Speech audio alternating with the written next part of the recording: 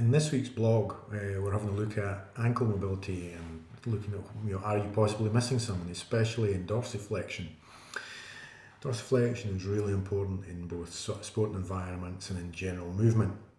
One of the big things with it is that the better dorsiflexion movement that you have, which is to say the ability to bring your foot up towards your knee, is that you'll get a better plantar flexion movement afterwards, so the ability to push forward off of it. Now, this really allows the better dorsiflexion that we get allows for us to apply more pressure through our midfoot, which then in turn allows you to engage your hamstrings and your gastroc more, which is better for in terms of actually just absorbing ground reaction forces, for then actually transmitting the force that you're generating at your hip to propel you forward. So really important in running, jumping, etc. All the kinds of activities that even in a non-sporting position you'll need to be good at. It's also been shown that a lack of dorsiflexion is associated with Achilles tendinopathies, patellar tendinopathies, and a few other bits and pieces in terms of sort of lower grade kind of types of injuries.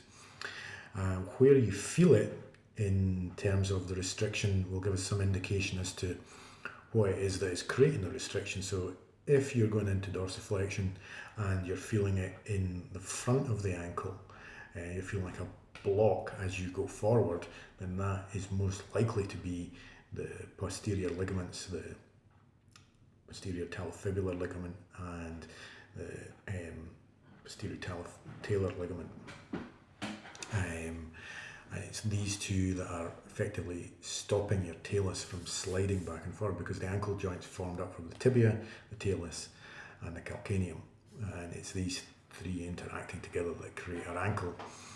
Now we need to release those two ligaments to help create better movement there, but then if you're also feeling it in the back of the leg, which is more sort of akin to your sort of standard sort of tightness, now this is protective tone in either the soleus or the deeper flexors.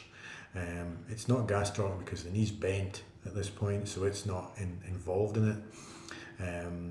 That can be simply just down to too much work, but generally it's a bit more investigation as to why it's happened, as with the posterior ligaments as well. It's always down to why you're getting this reaction.